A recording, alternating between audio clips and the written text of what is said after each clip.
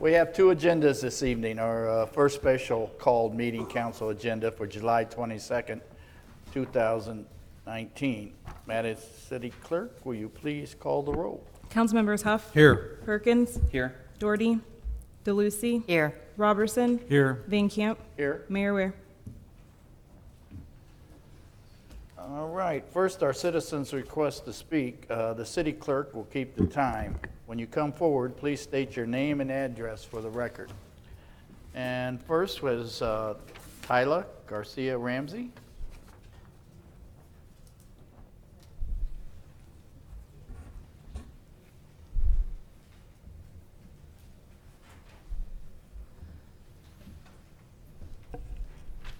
Me llamo Tila García Ramsey, vivo aquí, vivo en la colonia Independence, soy partícipe de la Unión Local 1. Hoy estoy aquí con mis hermanos y mis hermanas,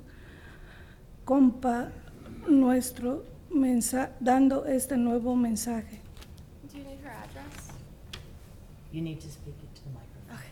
Do you guys need her address? Go ahead and state her. Okay. So my name is Abril. I'm the interpreter for our member, Tila Garcia. SEIU Local 1, our union, represents 50,000 workers across the Midwest, including 300 living and working here in Independence, Missouri.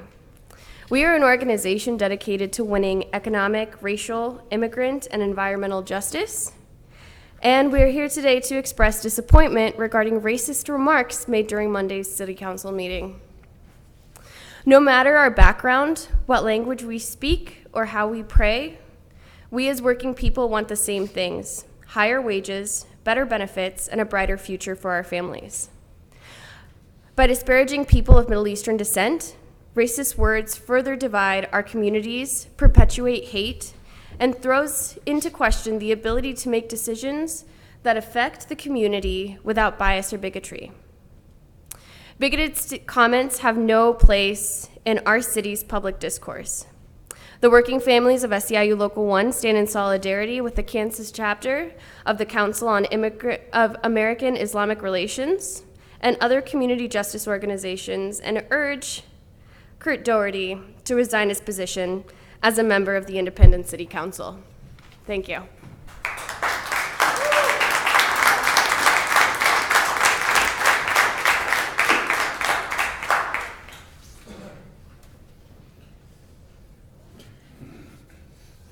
Lucy, did you want to go first or last?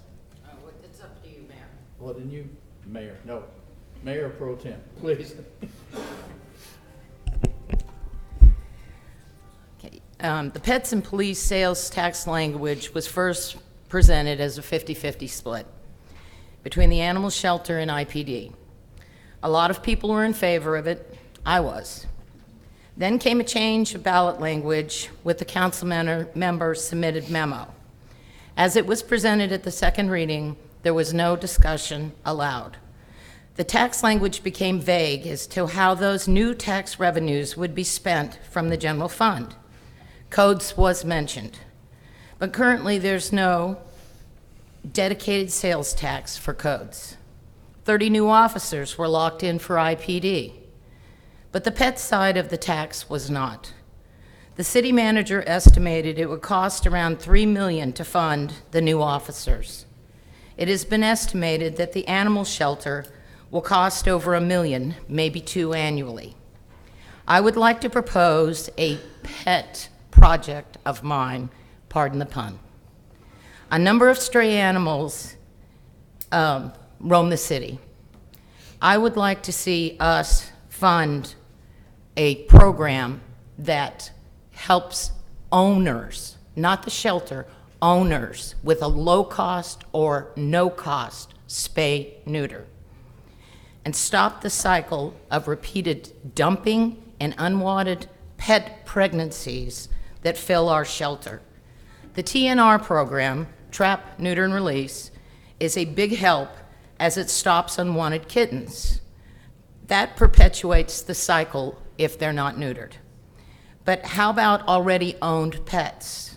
It can be expensive to neuter your pet, especially if you own multiple pets. Even loving pet owners can be caught in this trap. I am requesting that you make a motion to develop a no-cost or very low-cost spay-neuter program for already owned animals with these new tax dollars. In my neighborhood alone, there are multiple litters of kittens from cats never neutered by their owners. These aren't strays, they are owned animals. 2 local shelters here recently, just this past weekend, ran a special for cats and kittens.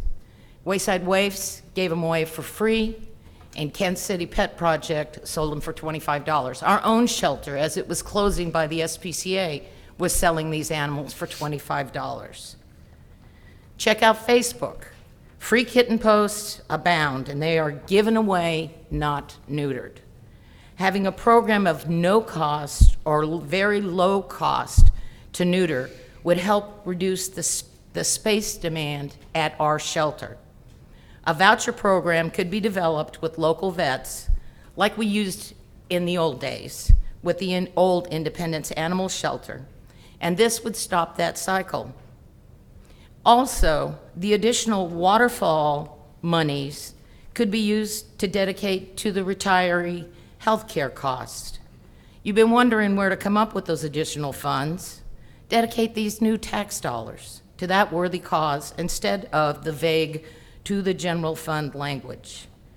If you want to instill public trust with this new sales tax, dedicate them, spell it out. Pets, police, a new low-cost or no-cost spay-neuter program, and the retirement plan. Somebody please make a motion so that you can put this on as an emergency ordinance for the next council meeting, so that you can instill public trust with dedicated tax dollars and lock these expenditures versus income down if you want to see it pass. Thank you.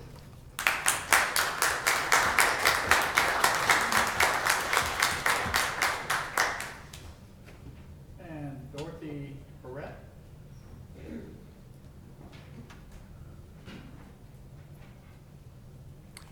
Good evening. My name is Dorothy Perret. I live at 1710 South Northern Boulevard. And I want to address this issue. A couple of weeks ago, I got a letter from the city telling me that I was now part of a community improvement district in the Englewood area.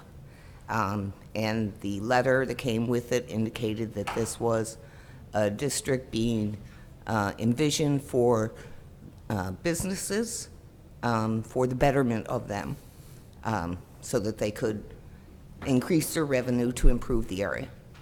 The map that came with my letter showed that it included 4 residential homes. And when I first started making phone calls, at first I heard there's no residential homes in this district. But I pointed out that there's 4 of us. And at that point, I got to speak to Councilman Perkins, and he agreed that residential homes should not be in this business district. But since that time, I've talked with city staff, and now they say that first you have to approve the item that's going to come before you. If it's approved, then they have to form a board. Then that board has to have their first meeting before I can talk to anybody about not being included in this district. So I would ask, is there no mechanism for someone to opt out of something that clearly is not logical and could be detrimental to me? I was in the Englewoods Arts District, and that was the basis of this business district. They just expanded it some. But being in the Arts District, I never imagined could include me involuntarily into a business district for which I shouldn't be. So I would like to, city staff tells me no, but if anybody knows any different, please let me know. Is there some way for me to opt out of this? And my neighbors as well. My one neighbor couldn't be here tonight, but he has also been asking to opt out. So, Mr. Mayor Pro Tem, if I'm sorry, are you? please go right ahead. Sorry. So, yes, we did speak, and I misunderstood where your address was at. I thought you were further up on Winter Road there, which does exclude the housing and stuff Yes, there. it But after does. further looking at the map, where you were at and talking to your neighbor, that you were included because of the frontage of your home there, which is in the kind of the heart right there of Winter Road and Northern in that area, which would be, in the future, if you were to sell your home or if somebody was want to, in the nature of the art district, run a home business out of there, that would be appropriate. The CID would not affect you in any way, shape, or form with that, with your residence as is. That would be for anybody if you were to sell your home in the future and somebody who would like to run a home business out of there, that they would be subject to that. So as of now, you would not be subject to any of the CID restrictions or covenants there with regard to the 1% sales tax that is being proposed there. And I understand that. For sure. But I also see that my inclusion in the Englewoods Art District has led to this. So who's to say 5 years from now, my inclusion in this district will lead to something else? Well, we are looking for something else. We are looking to expand the whole art district even further. There's a vision that we're beginning to roll out. We're coming to the conclusion of an art overlay district that would enlarge that area even further, more so. It seems, Yeah, if I may, sure. you can get together with your district city councilman after this. Yes, You've expressed your concerns, and I don't want to start a repertoire to where it comes and everybody else doesn't get what you're getting. I understand, sir. See what I'm saying? But he's very well on top of this, as you can see, and I'm sure you'll be more than satisfied if you're through. I just wanted to say one other thing. I am a part of the 353 Community Improvement, or I don't know the official name, but the 353 plan. And I don't want this to interfere with that 5 years Well, down the road. We'll get to it. Sure. Okay, Yeah. all right. Well, thank you very much, all of you, for your time. Thank you. All right, bye-bye.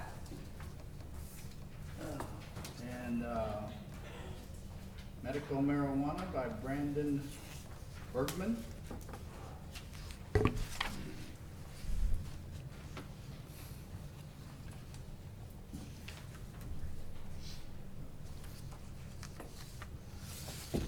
Hello, my name is Brandon Borgman. My address is 3612 South Dodgen. Good evening, and thank you for the opportunity to speak to you, the City Council of Independence, Missouri. I'm here to discuss the proposed zoning ordinance established for medical marijuana facilities. It has been brought to my attention that the city has adopted a buffer requirement ordinance that may not be constitutional, specifically regarding dispensaries and residential districts or dwellings. To adopt an ordinance outside the scope of the power given to the local governments by Article 14 of the Missouri Constitution opens the city up to possible litigation. Additionally, patient access is of utmost importance to the Missouri Department of Health and Senior Services. To further the distance that a patient must travel to visit a dispensary only inhibits a patient's ability to readily access medicine. It's the very basis of this medical marijuana program. Undue burdens are not inviting to potential medical marijuana business owners. As Independence is one of the 5 largest cities in the state, there's a lot of potential business opportunities here. Each of the 8 districts in Missouri will have 24 dispensaries. According to the most recent data published, up to 76 patients visit a medical marijuana dispensary per day. The average amount spent per visit is $93. The national average says between 3 to 5% of the population in Missouri will have a condition that qualifies them to lawfully access medical marijuana. Of course, it will take approximately 3 years for the program to mature and see patient capacity. One could do the calculations based on the current patient growth rate of 24.7% per year. A neighboring state, Oklahoma, has certified over 100,000 patients in 1 year. Considering surrounding populations and the following tax rates, the economic impact of these businesses cannot be ignored. Independent city tax is 7.85%. Missouri state tax is 4.225. Jackson County is 1.5%, and there's an additional 4% tax imposed for veterans health care. For every dollar spent on legal cannabis products, up to $2.40 is interjected into the economy.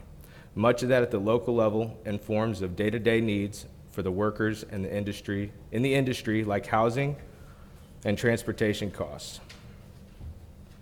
Collectively, businesses and patients pay hundreds of millions of dollars in state and local taxes that are used to fund state and local governments, activities like schools, roads, other various things. Local real estate will also see a boost from businesses and workers, increasing demand for products and services right here at the local level. Medical marijuana is a fast-growing industry which offers unique opportunities the constituents of Independence have been looking for, and we are very much looking forward to growing together within this community. Thank you.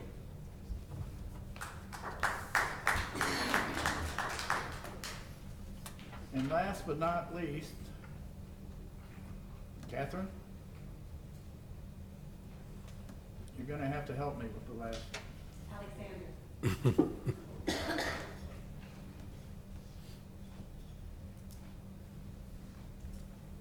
Hi, my name is Catherine Alexander, and I live at 3427 South Hardy.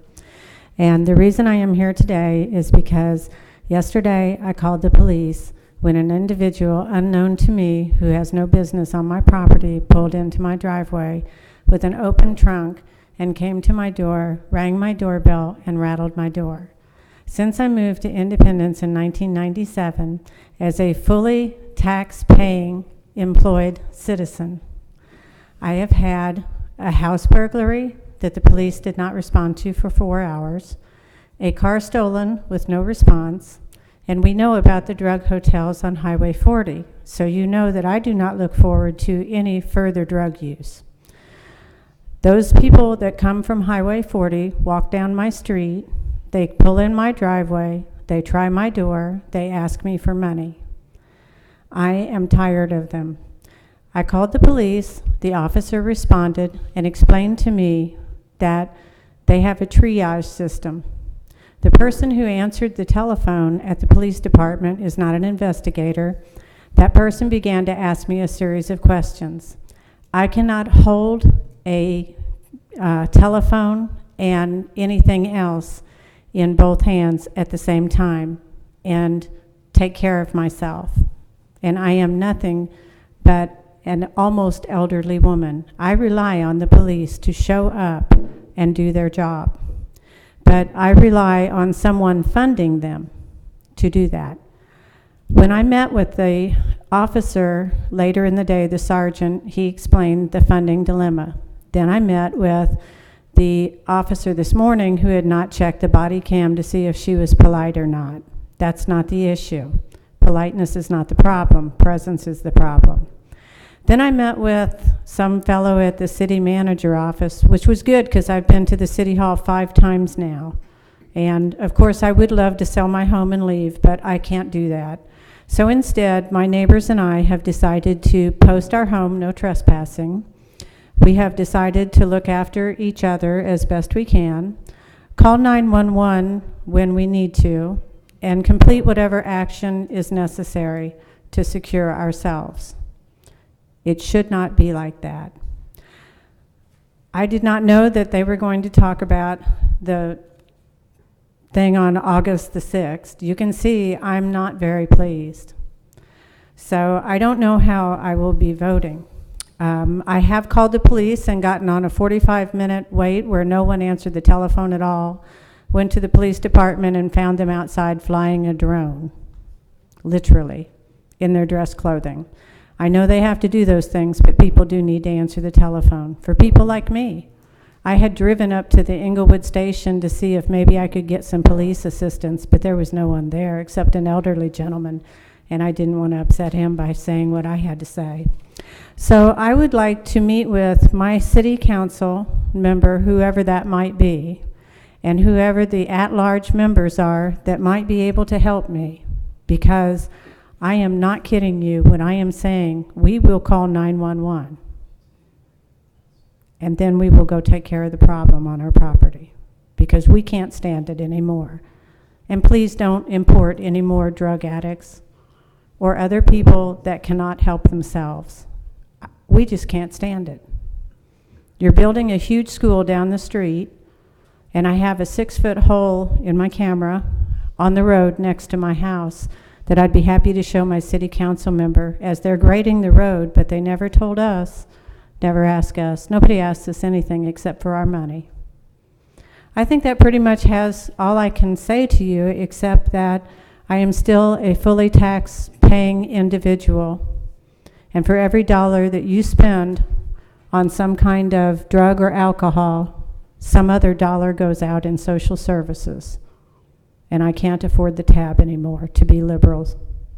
That's all I have to say about that. Thank you for your time.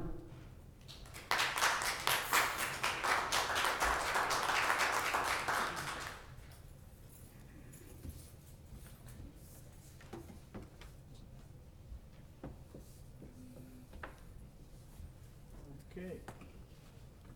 That concludes our citizens' request. This brings us to our consent agenda. Can I have a motion to second and a second for approval? I move approval of the consent agenda. Second. Okay, approved and seconded.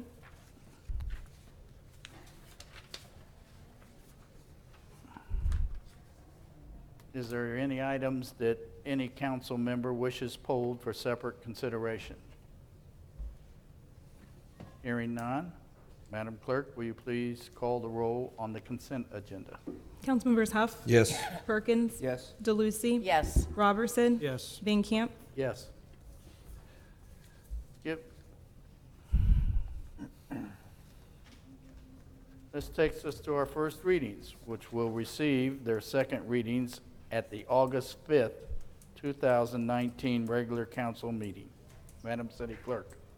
Bill number 19046, an ordinance approving a plan for an industrial development project for speculative industrial buildings, authorizing the City of Independence, Missouri to issue its taxable industrial development revenue bonds in a principal amount not to exceed $37,150,000 and authorizing certain documents and actions in connection therewith. Bill number 19047. Excuse me, Mayor Pro Tem. Yes, Councilman. I would like a presentation on this bill.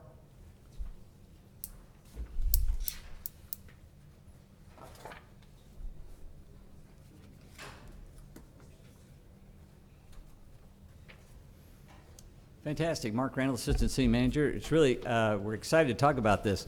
We actually have 3 economic development projects that are on the agenda.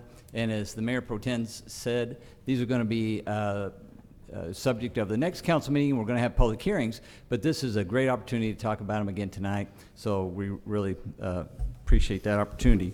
First one here is talking about the industrial project that we have out off of Little Blue Parkway.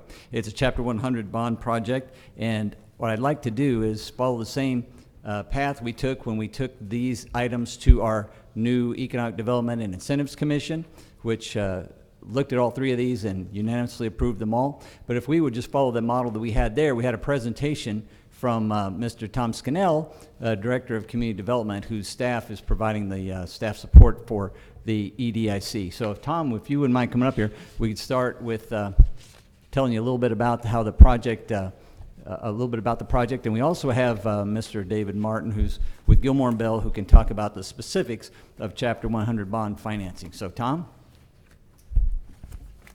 So the first project is the Van Trust project. This is to develop 2 Class A industrial buildings.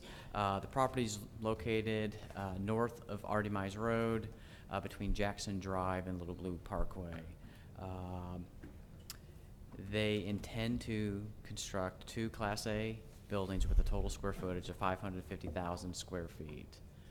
It's a fairly substantial size building. Those buildings will be broken up into multiple spaces, and they will be, as I mentioned, Class A projects. The abatement that they are asking for is Chapter 100. The terms of this is 20 years, so they would get 20 years of tax abatement. The total of that tax abatement totals 20% of the project. And moving on to, go on to the next one.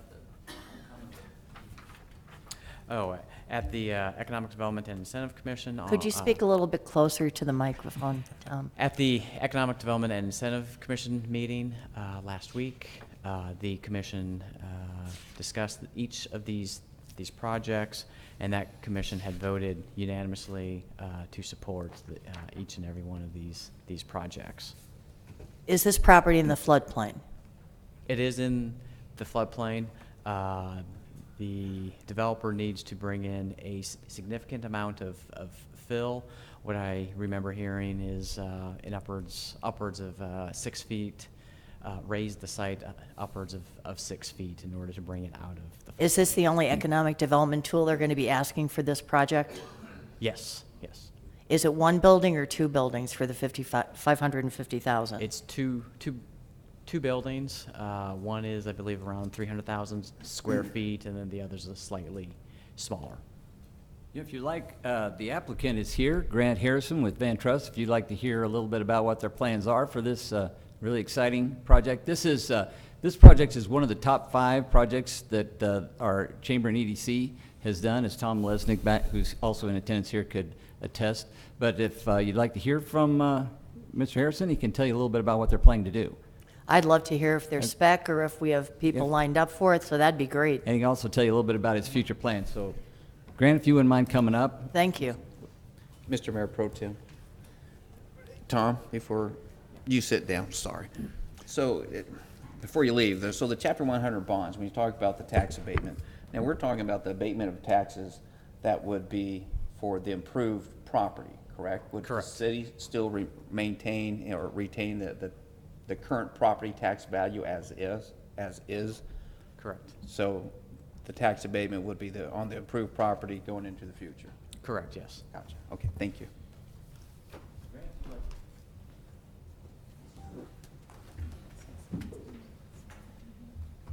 Hi, Grant Harrison with Van Trust Real Estate, 4900 Main Street, Kansas City, Missouri. Thank you all for being here tonight. We are prepared to do a formal presentation in the next council meeting, but our intention is to do a 2-building complex, 550,000 square feet total. These would be a speculative project. The hope would be to start next spring or this winter bringing in the import. As Tom mentioned, there's about 250,000 cubic yards of fill, on average about 5 to 6 feet over the entire site. So there'll be some time identifying where that comes from and physically bringing it to the site. But our current industrial market in Kansas City does require spec buildings to be there. We're reacting so fast to new tenant needs. We need to have, moving dirt and have a building going vertical to really be a attractive option. Obviously, a lot of risk in that, but we believe in the market and our abilities to deliver a good project. So the idea would be to build both at the same time. And so how long will it take to build once you move some dirt? Probably about 9 to 10 months, depending on weather. We would hope to start in the spring going vertical. If we get the spring we got this year, it might take a little longer, but knock on wood, it'll be a dry summer. And so after the building is complete, do you market that building, or is that then on us to market the building? We will be marketing. We'll hire a third-party brokerage firm, and we'll be marketing it the day we break ground. So all through construction, we'll be out there trying to reach tenants and end users. So. And I have questions about 100 bonds. I don't know who to ask. So I don't want to put you in the spot.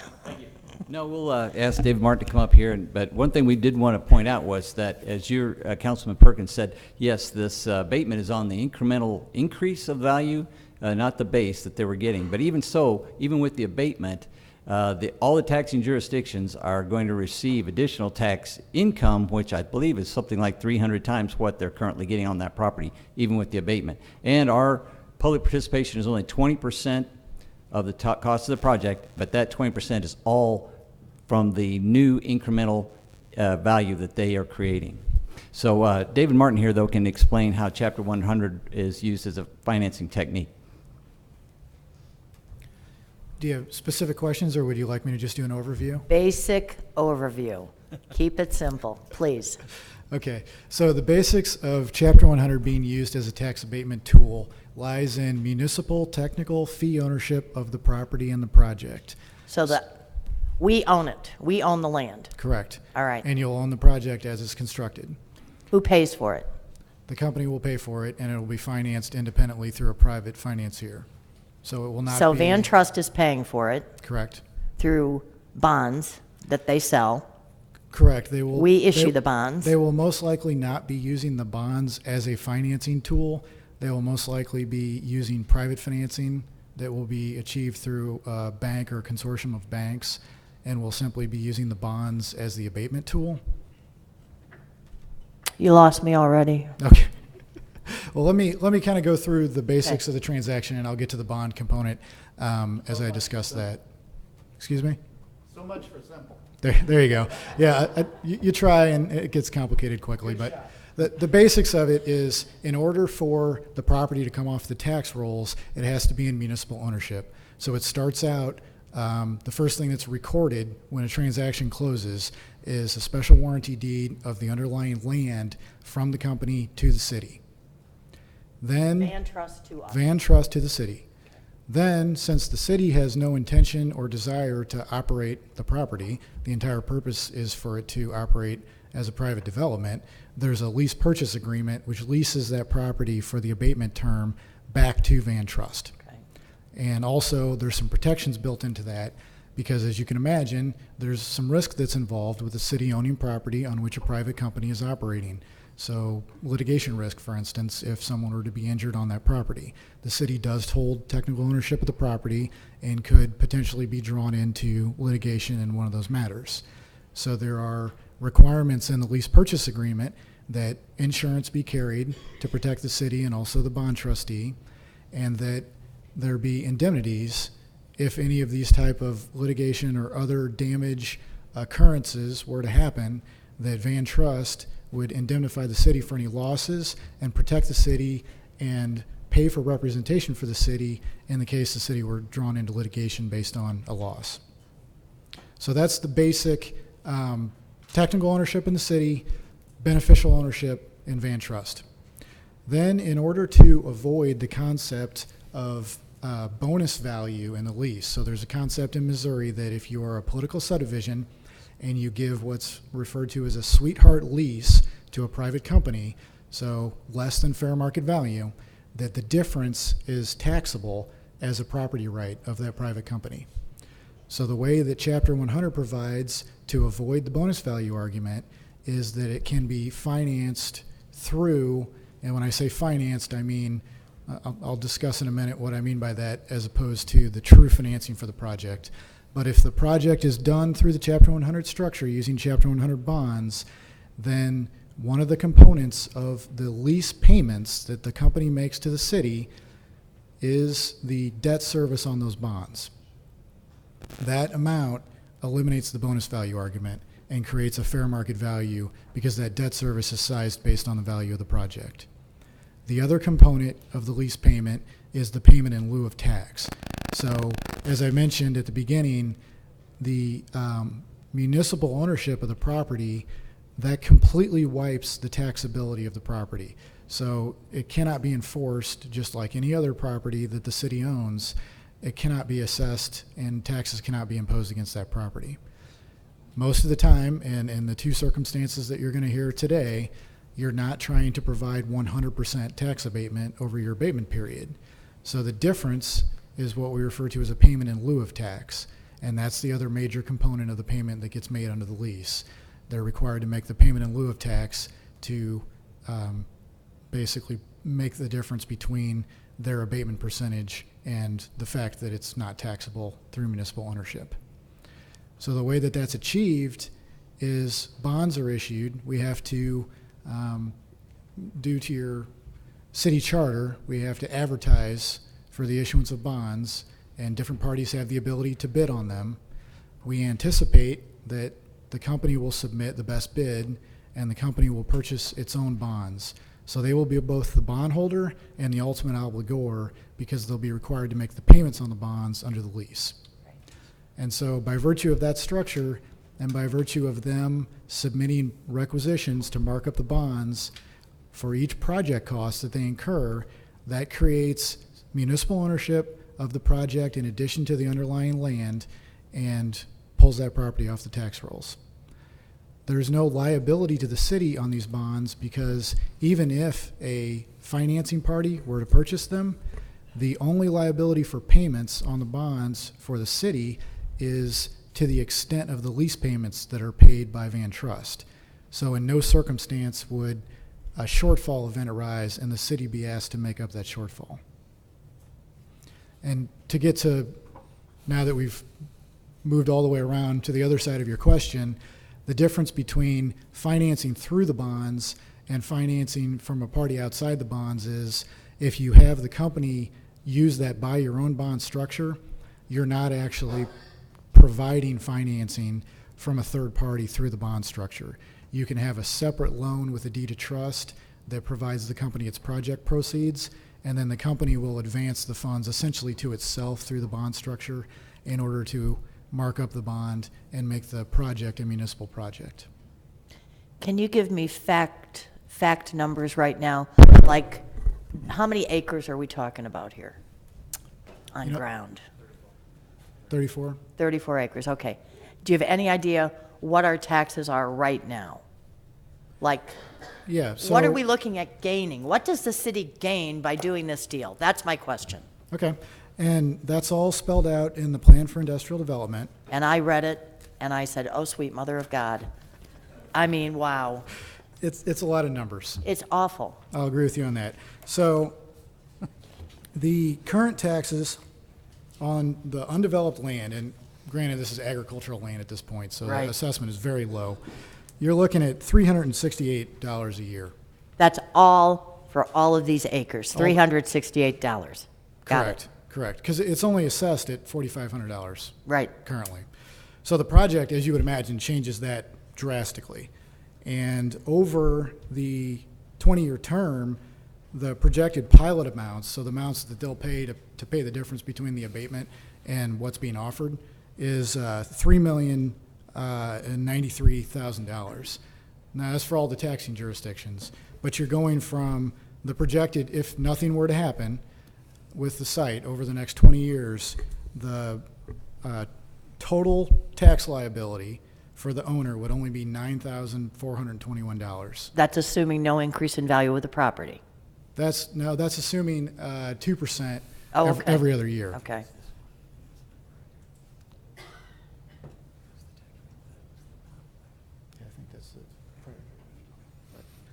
So in that circumstance, if left alone without Van Trust, you'd be looking at, less than $9,500 over 20 Right. years. And so the benefit to the taxing jurisdictions is, $3 million and change. Each year. No, that's the There's total. total. That's the total Over the 20 over the years. entire abatement period. Okay. And I understand that the city is not on the hook for the bonds.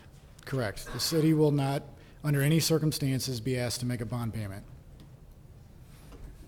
Okay, don't take it personal, but I seem to remember that the city was not on the hook for Cracker Neck Creek bonds either, and yet we're making payment on those Cracker Neck Creek bonds because the city couldn't afford not to make the payments.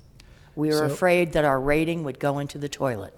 So what prevents us from facing the same situation in this situation with 37 million that we face with 64 or 72 million with Cracker Neck Creek?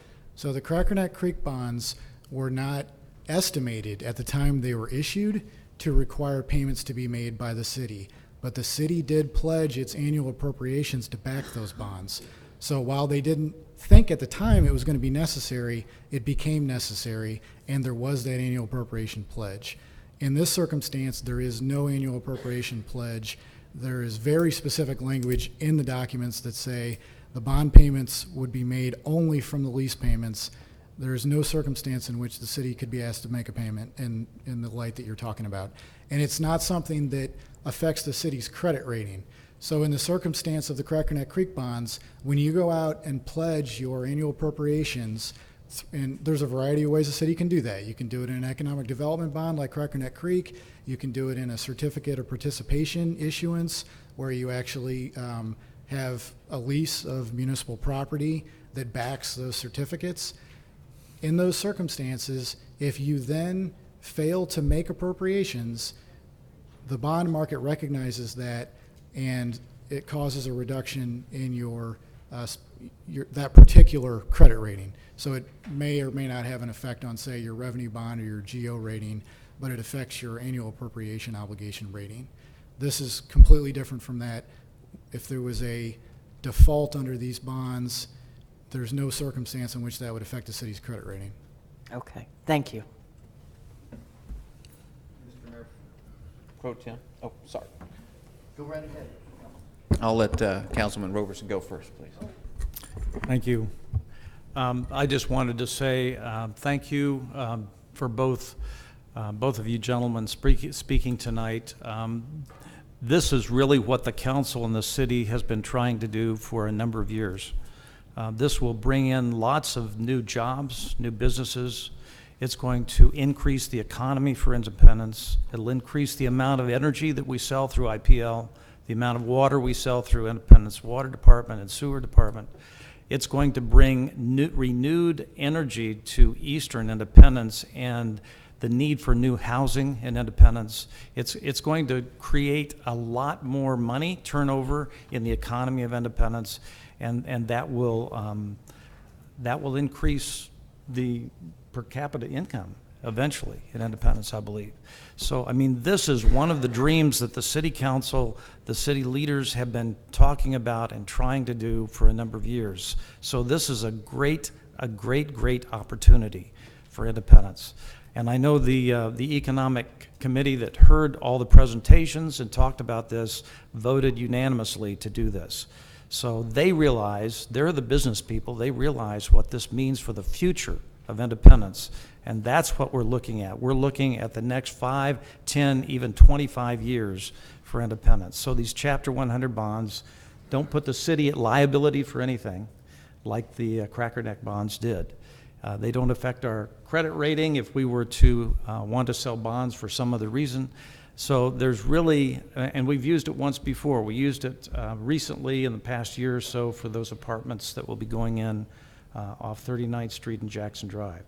So I think this is a wonderful opportunity. We're very fortunate to have Van Trust and the Van Tile family be part of this, and I appreciate you being here to present about the bonds. Thank you. Thank you, Mayor Pro Tem. Councilman did excellent saying all the remarks that I wanted to say, except for the Economic Development Incentive Review Committee. That review committee is set up of just not only business people and lay people, but also the school districts, Blue Springs, Fort Osage, Independence. So they also have a stake in this, and that they were very much in support of this, as well as this will help open up that valley. This is the first step to opening up that valley that has been dreamed and envisioned since 1996, 1994, as we started moving with the Little Blue Parkway and the Jackson Drive expansions there. So this will get us our foot in the door to start opening up that valley. So I appreciate your guys' interest, and I appreciate the fact that the city has no financial pledge to back any bonds as we move forward with this. So, thank you. If I may.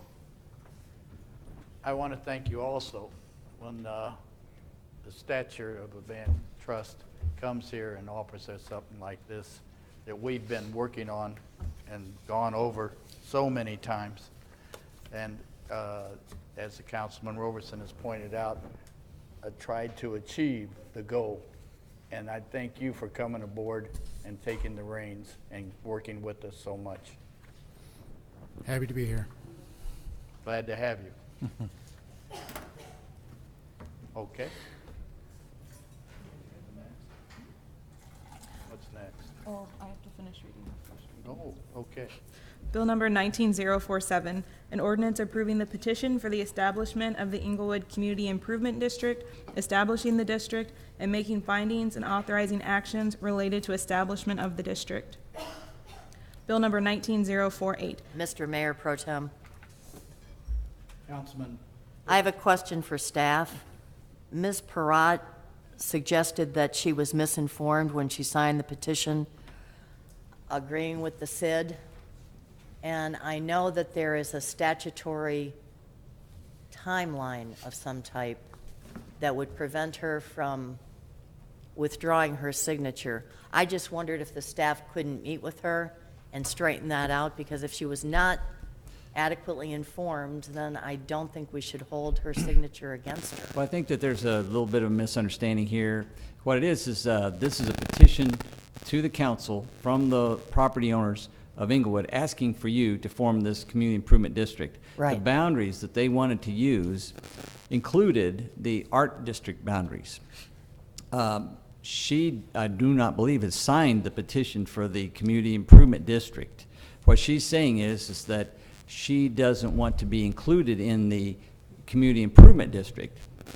She acknowledges that she's already in the arts district. So basically, they tried to make them, everything that was in the art district, they wanted in the community improvement district. So that's how she comes to be in it. Now, I think that the folks, the business owners in Inglewood felt like it wasn't really a problem because there will be no tax repercussions on those houses that are in the district. The only source of income from this CID is a sales tax on business in that district. Right, I understand that. They felt like the homes in there, it didn't hurt them to be in, and they felt like perhaps in future they might end up being commercial properties or galleries or something that would behoove them to have them in the district. So what she was told is that if to have her out of it would require the entire process to be started over. But as David, we can ask David to get up here with the legal point on this, but basically there's a process to get her out once it's formed. And I'd ask David to quickly repeat that. Okay. In case I'm totally confused, which is not shocking, I understood Ms. Parat to say she signed for the Community Improvement District. Is that not correct? I don't believe she signed to be in it because she doesn't want to be in it. Okay, my only request is this. If in fact she signed to be in the Community Improvement District, and if in fact her signature qualified the Inglewood Community Improvement District to move forward to this council, I just think it is appropriate for the city staff to sit with her and figure out was she confused or not. That's all I'm saying. If she signed the petition, there is right on the petition a period to change her mind. And that's already elapsed, so perhaps David could. excuse me. Councilman. Thank you, Mr. Mayor Pro Tem. She did not sign the petition For the CID? for the CID to move Thank you. forward. Where the misinformation, I will take the blame for. When I was talking to her on the phone, sometimes my cell phone doesn't, as we can all understand, I thought her house was further up on Winter Road and misunderstood the address because those homes were not included. There was no signature given by her to move this forward. Thank you. Thank you. Bill number 19048, an ordinance approving a plan for an industrial development project for a manufacturing facility and business headquarters, authorizing the City of Independence, Missouri to issue its taxable industrial development revenue bonds and a principal amount not to exceed $6,150,000 and authorizing certain documents and actions in connection therewith.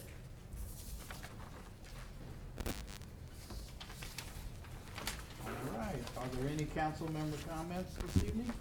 Mr. Mayor Pro Tem, Councilman DeLucia. I'd like to apologize for not reacting during our meeting last week to the hurtful, divisive statements made from this dais. I was caught off guard. I was shocked by the appalling statements. I should have immediately spoken and I apologize because I did not. So now I'm taking this opportunity to tell you personally how very sorry I am, both for my failure to speak and for the statements that were made. Years ago, I was a young professional just starting my legal career. I had no ties to any place. That was when I chose to make Independence my home. I did so because I recognized that this city is a wonderful place filled with a wonderful, diverse group of people from all walks of life. Different people with different political persuasions, different religious affiliations, ethnic origins, traditions. All of us have chosen to create this beautiful city. This is where we're raising our children, creating memories, enriching lives. This is home.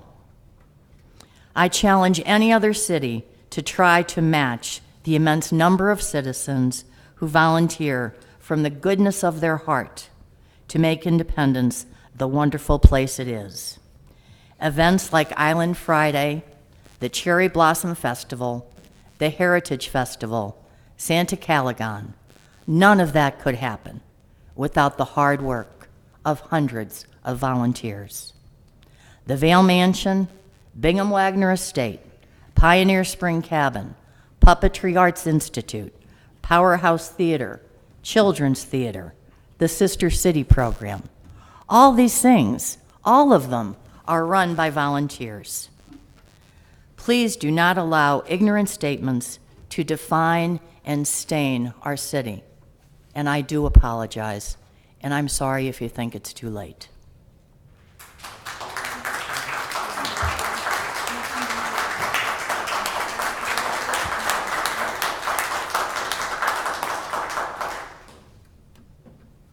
All right. As the last thing, we Mr. Mayor have. Pro Tem, before you gavel out, I also have some comments too. All righty. Going to proceed. As you may recall, last Monday was a very busy night when we were discussing our marijuana issue, and between Councilwoman DeLucy's amendments and Councilman Doherty's amendments, I did not hear his comments because I was reading and trying to figure out what everybody was having to say here. But I just do want to go on record that I do not believe in his comments. He does not speak for the First District. I apologize that I didn't hear it when he did speak. He does not speak for me and or the First District, so I do apologize that I was too busy reading and kind of going over the amendments. So with that, he does not speak for myself and or the First District.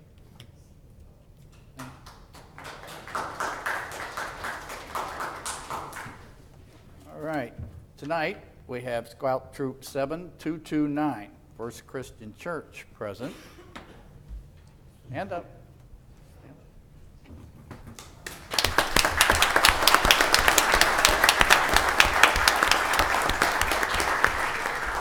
And they were here for their citizens in the community. And I see and I hope that every part of our culture is represented. We wrote down Boy Scout troop here, and we cut that out, and that's where we have to go to. This is a wonderful representation. Thank you so much for being here. Absolutely. All right. That adjourns City Council meeting, and now we're having the study. I will call to order the Monday, July 22nd, 2019 Council Study Session. We have one staff report this evening on city boards and commissions. Maddie, City Clerk. So we have a few vacancies on some boards and commissions that we're looking to get filled. The first is our Tourism Commission. We have recommendation to appoint John Thornton as the Attractions Coalition member and Jennifer Votella as the at-large member. If there's no objection from the council, I'll add a resolution to appoint both of those people to the next regular scheduled meeting. I have no objection. Okay. The next board is the Board of Equalization. We have recommendation to appoint Lyle Reeder as the alternate to the board. If there's no objection, we'll get a resolution on at the next regular meeting. No objection. Okay. Japanese Sister City Commission, committee, the recommendation is to appoint Tracy Whiting Kipper, Laura Ashbaugh, and Alexandra Cant to the committee. If there's no objection, we'll add a resolution. No objection. No objection. Highly recommended. Great. And the next three, they were reviewed by our council interview committee. So Heritage Commission, we have a recommendation from the committee to appoint Dwayne Stevens to the commission. If there's no objection, we'll get a resolution added. Fine. So, Okay. Planning Commission, we have a recommendation to appoint Heather Wiley and Grant Watkins Davis. If there's no objections, we'll add a resolution for this appointment. No objection. hearing none. And then finally, we have the Personnel Board. Recommendation was received to reappoint Carl Blair to this board. And if there's no objection, we'll add a resolution on Monday. Hearing no objection. No objection. Go ahead. Okay, that is all. So you'll adjourn this meeting too. You'll adjourn this meeting too. Meeting adjourned.